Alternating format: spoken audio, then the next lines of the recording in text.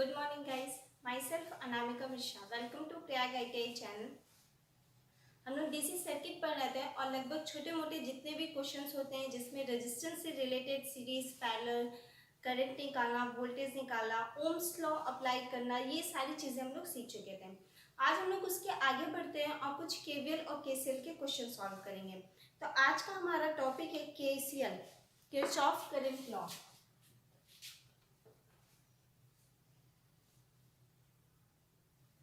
क्या question topic है हमारा? Kirchhoff current law. इसमें आपको पता ही है कि किसी भी सर्किट में आने वाली धारा बराबर जाने वाली धारा दोनों का या तो बराबर में होगा और या तो दोनों का बीजगणितीय योग 0 होता है।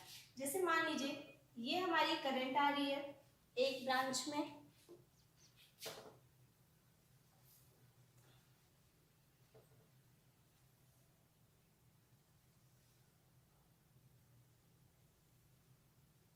ये हमारे पास 6 ब्रांचेस हैं, इसमें करंट आ रही है। तो इसमें आने वाली धारा बराबर जाने वाली धारा मतलब दोनों एक दूसरे के इक्वल हो और या तो फिर दोनों का बीजगणितीय योग 0 आना चाहिए। ठीक है, तो इस तरह से हम इसे सॉल्व करेंगे। ये मान लीजिए हमारे पास I1 है, ये I2 है, I3 है, I4, I5, I6, I7 और I8।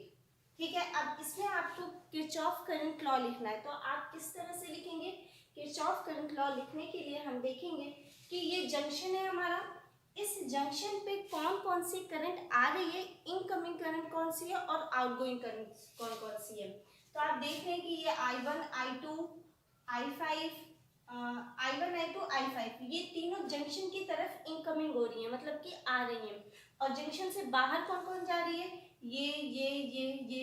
तो अगर हम इक्वेशन लिखें तो किस तरह से लिखेंगे? यहाँ पे लिख रहे हैं I1, जंक्शन की तरफ कौन कौन सी करंट जा रही है? एक I1 जा रही है, प्लस में I2, I3 जा रही है। नहीं, या तो हम इसे माइनस में लिख लें या फिर इक्वल के उधर लिखेंगे, बात बराबर ही है, तो हम छोड़ देते हैं। फिर देखते हैं कौन सी करंट है। I5 plus I5 is equal to जानने वाली धारा कौन कौन सी है? I3 है, प्लस में I4 है, प्लस में I6 है, प्लस में I7 है और प्लस में I8 है।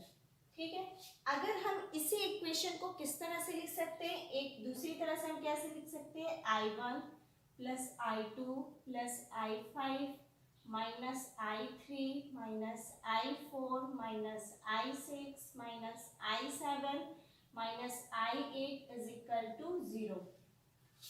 आगे बात समझ में? तो हमें बस इस बात का ध्यान रखना है कि कहाँ पर जंक्शन मिल रहा है और उस जंक्शन पे कौन कौन सी करंट आ रही है, कौन कौन सी करंट बाहर जा रही है, उस हिसाब से हम क्वेश्चन को सॉल्व करेंगे। ठीक है, तो किरचॉफ करंट लॉ यही होता है कि आने वाली धारा बराबर जाने वाली धारा या आने वाली धारा जाने वाली धारा दोनों का बीजगणितीय योग 0 होना चाहिए किसी भी जंक्शन पर। ठीक है, तो यही हमारा किरचॉफ करंट लॉ बताता है।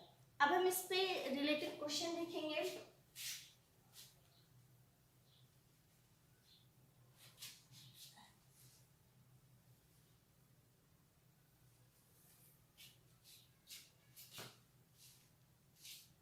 इसमें 3 टाइप के क्वेश्चन बनते हैं। एक तो सिंगल नोट का बनता है, यानी कि बी रहता है उसको लेके सॉल्व करते हैं। एक 2 नोट का बनता है बट उसमें कोई बीच में रेजिस्टेंस नहीं लगा होता है। हम आपको अलग अलग केसेस के बताएंगे। 3 केसेस रेयरली बनते हैं और यही आपसे क्वेश्चन भी पूछा जाता है। ठीक है, तो हमारा फर्स्ट केस है, ये मान लीजिए आपके पास R1 है और ये R2 है, यहाँ पर एक वोल्टेज है, यहाँ पे भी वोल्टेज लगी हुई है। ये मान लीजिए V1 है और ये मान लीजिए V2 है। ठीक है, और बीच में आपका एक रेजिस्टेंस है, ये हो गया हमारा R1, ये हो गया हमारा R2 और ये हो गया हमारा R3। क्वेश्चन ये कहा है कि R3 में जाने वाली करंट का मान बताइए, मतलब कि I का मान निकालना है आपको।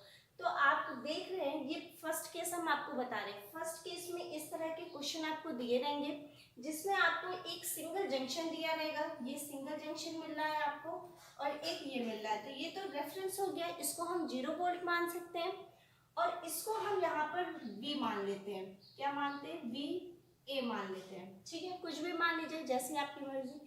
हमें इस क्वेश्चन हमसे पूछा है कि R3 में जाने वाली करंट का मान आपको बताना है। आपके सामने क्वेश्चन देखा, आपको देखेंगे कैसे। सबसे पहले आपको करंट की डायरेक्शन बनाने आनी चाहिए। देखिए इससे कोई फर्क नहीं पड़ता, अगर हम यहाँ से चलेंगे तो हम इसको I1 लिख सकते हैं और इसको हम लोग I2 लिख सकते हैं, ठीक है। अगर इसी को दूसरी तरह भी हम करंट की डायरेक्शन बना सकते हैं, कोई दिक्कत नहीं है, कुछ आंसर हमारा सेम ही आएगा। इसको हम इस तरह से भी बना सकते हैं, इधर की डायरेक्शन में भी I1 लिख सकते हैं। बस आपको इक्वेशन लिखने आनी चाहिए और इक्वेशन में क्या लिखना है कि आपको ये ध्यान रखना चाहिए कि कौन कौन सी करंट आ रही है और कौन कौन सी करंट जा रही है। इस बात का रियली आपको ध्यान रखना है, ठीक है। तो हमने करंट की डायरेक्शन को ऐसे लिया, I1 करेक्ट है। अब देखिए आने वाली धारा बराबर जाने वाली धारा, incoming current is equal to outgoing current. Incoming current कौन सी है? I1 है, तो हम यहाँ पे क्या लिख सकते हैं? I1 is equal to outgoing कौन सी करंट है? एक ये करंट है जो जंक्शन के बाहर जा रही है और एक ये भी करंट है जो बाहर की तरफ जा रही है, तो हम यहाँ पे लिखेंगे I प्लस में I2। सबसे इम्पोर्टेंट यही है, अगर ये आपको लिखने आ गया तो क्वेश्चन बहुत इजी वे में सॉल्व हो जाता है, सही है। क्या लिखे हम? I1 is equal to I plus में I2। अब देखिए I1 की वैल्यू हम क्या लिख सकते हैं? हमने करंट की डायरेक्शन को इधर बनाया हुआ है, ये हमारा माइनस है, ये हमारा प्लस है, तो यहाँ से हम स्टार्ट करेंगे। जिधर करंट की डायरेक्शन बनी होगी उसके अपोजिट साइड से हम वोल्टेज का मान लेते हैं।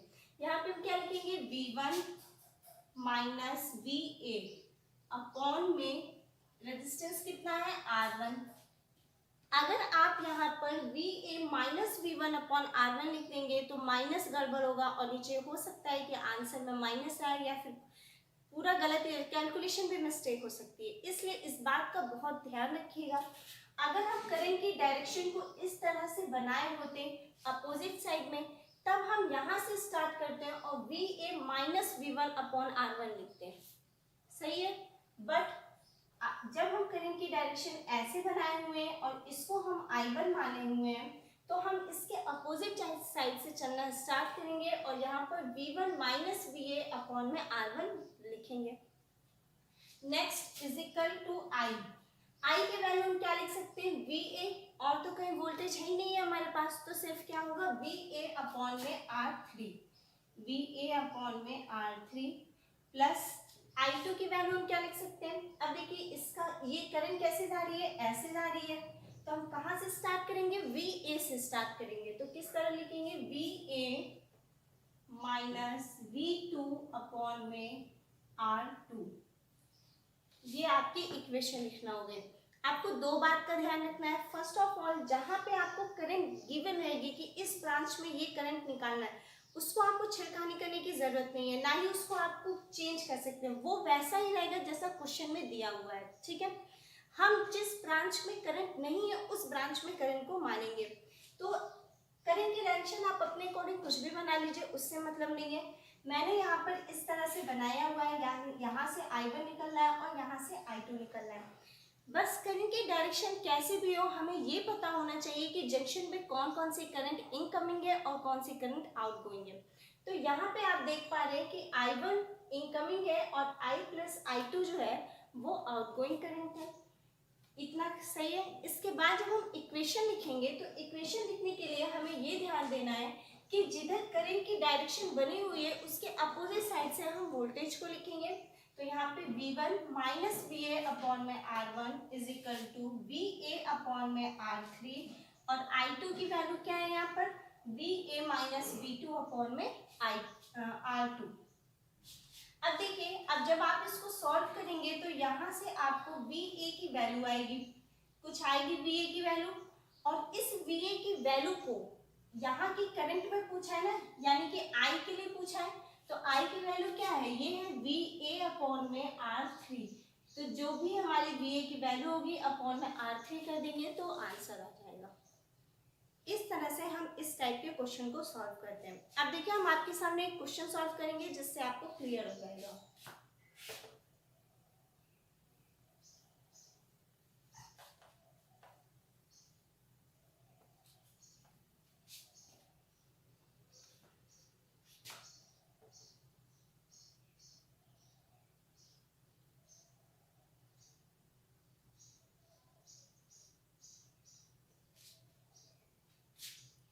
ये क्वेश्चन है हमारे पास 5 ओम 5 ओम, ये है 200 वोल्ट की बैटरी एक लगी हुई है, ये हमारा 5 ओम का है और ये भी 5 ओम का है और बीच का रेजिस्टेंस जो है ये भी 5 ओम का ही है। ठीक है, यहाँ पर हम एक बैटरी भी लगा सकते हैं, वो भी हम लगा के आगे सॉल्व करेंगे, उससे कोई दिक्कत नहीं है।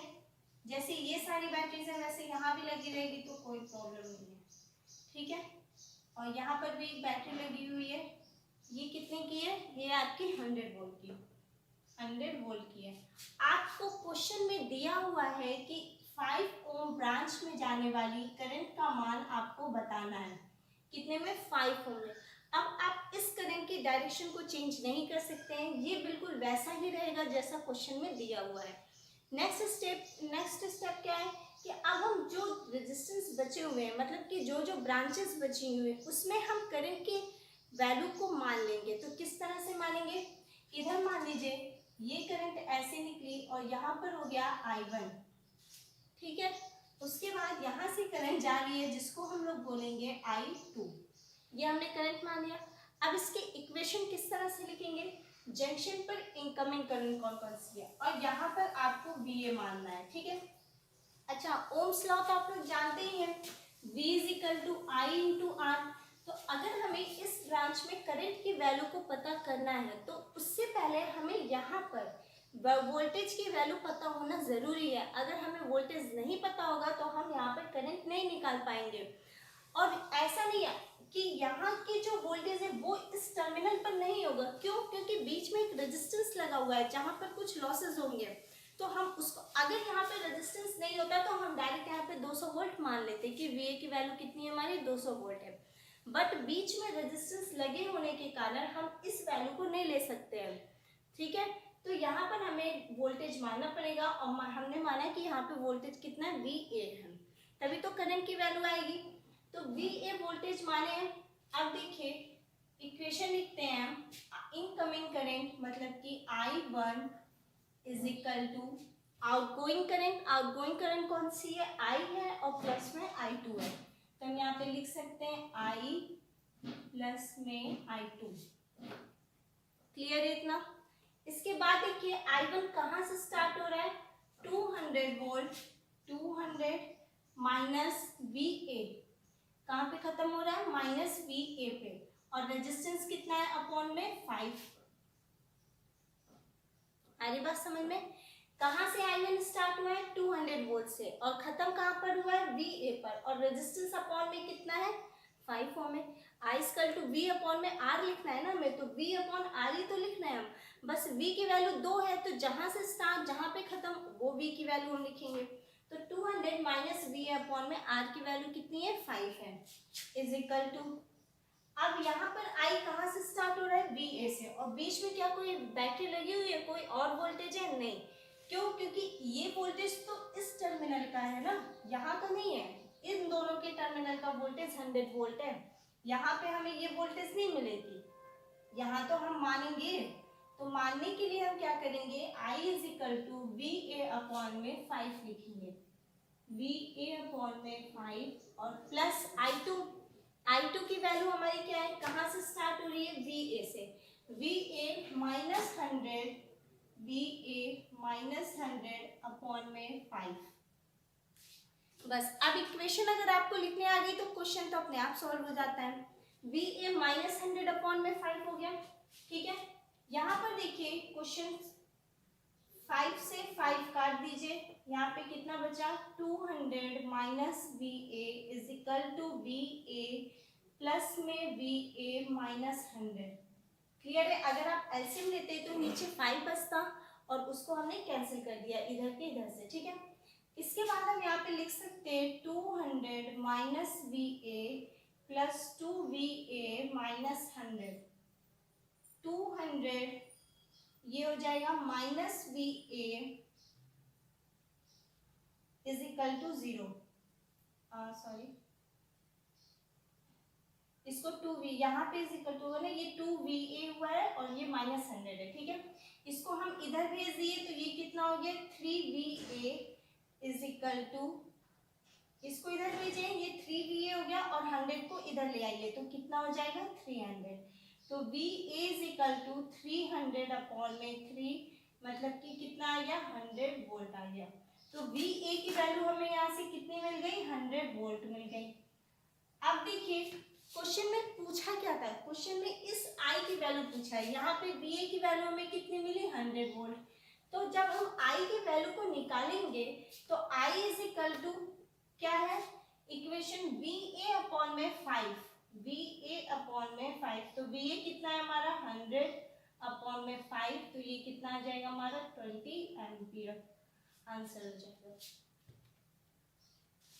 सही है, ये हमारा फर्स्ट क्वेश्चन केस था। हम लोग किरचॉफ करंट लॉ पढ़ रहे हैं और किरचॉफ करंट लॉ में आने वाली धारा बराबर जाने वाली धारा हमें रख करके इसी इक्वेशन को रख के क्वेश्चन को सॉल्व करना है। तो इस तरह से हमने क्वेश्चन सॉल्व किया। एक दो क्वेश्चन और सॉल्व करते हैं, फर्स्ट केस के लिए एक दो क्वेश्चन और सॉल्व करते हैं।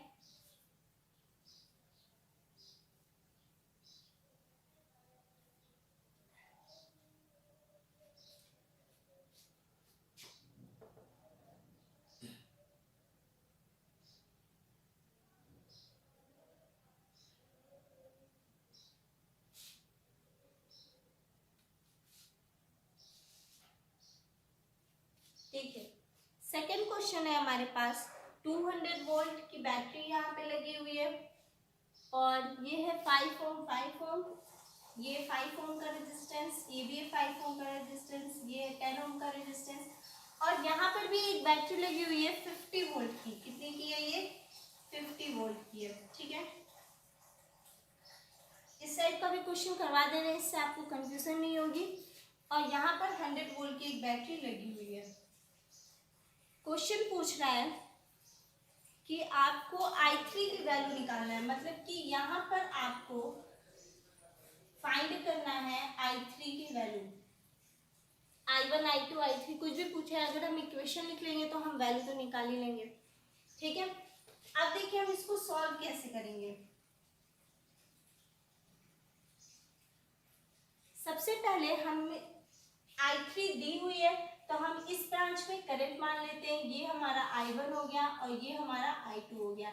आप इधर से मान लीजिए, तो किसी तरह से भी मान लीजिए, हमें उससे कोई मतलब नहीं है, सिर्फ हम इस करंट की डायरेक्शन को चेंज नहीं कर सकते हैं। ये क्वेश्चन में गिवन है, मतलब कि दिया हुआ है, तो हम इसको ही चेंज करेंगे, बाकी हम इसको किस तरह से भी मान लें, ये मेरी अपनी मर्जी है। तो देखिए इसको हम इक्वेशन लिखेंगे तो यहाँ पर हम लिख सकते हैं incoming current I1 is equal to I3 plus में I2, incoming current is equal to में आउटगोइंग करंट। इनकमिंग करंट हम लिखने के लिए क्या करेंगे, अच्छा मैंने अभी आपको बताया कि ये बीच में रेजिस्टेंस जुड़ा है, रेजिस्टेंस जुड़ने की वजह से यहाँ की जो वोल्टेज है वो यहाँ पर नहीं मिलेगा, वो वोल्टेज यहाँ पर मिलेगा आपको, सही है। तो रेजिस्टेंस जोड़ने की वजह से हमें करेक्ट यहाँ का वोल्टेज चेंज हो जाएगा। तो इस वोल्टेज को जब तक हम नहीं निकालेंगे तब तक हमें I की वैल्यू कैसे पता चलेगी, नहीं पता चल पाएगी। तो हम इस वोल्टेज को मानते हैं कि ये VA है, हम VA निकालेंगे उसके बाद I की वैल्यू निकालेंगे। तो I1 की वैल्यू कितनी है 200 माइनस VA अपॉन में R की वैल्यू कितनी है 5 इज इक्वल टू I3 की वैल्यू लिखते वक्त ये ध्यान रखिएगा कि ये इधर के डायरेक्शन में है, इधर के डायरेक्शन में, तो हम VA माइनस 50 लिखेंगे, VA माइनस 50 अपॉन में कितना है 10 ओम है, सही है। अगर यही करंट की डायरेक्शन कुछ इस तरह से होती, अगर ऐसे होती तो हम क्वेश्चन में क्या लिखते हैं 50 माइनस VA अपॉन में 10 लिखते हैं, सही है। बट डायरेक्शन हमें क्वेश्चन में किस तरह से गिवन है, इधर के साइड से, ऐसे गिवन है, तो हम क्या लिखेंगे वहां पर, वी ए माइनस 50 अपॉन में 10 प्लस में I2 की वैल्यू क्या दी हुई है, कहाँ से स्टार्ट हो रहा है, वी ए से स्टार्ट हो रहा है, तो हम क्या लिखेंगे, we A minus 100, we A minus 100 upon में कितना है हमारा 5 ओम है। सही है, यहाँ पे एलसीएम ले लीजिए तो ये कितना हो जाएगा 10 हो जाएगा, और यहाँ पे ये 2 बाहर, और इसको हम लोग क्या लिख सकते हैं 200 माइनस वी ए, सॉरी ये तो इक्वल टू है ना, एलसीएम आपको इधर के साइड में लेना है, ये 200 माइनस वी ए अपॉन में कितना है 5 है,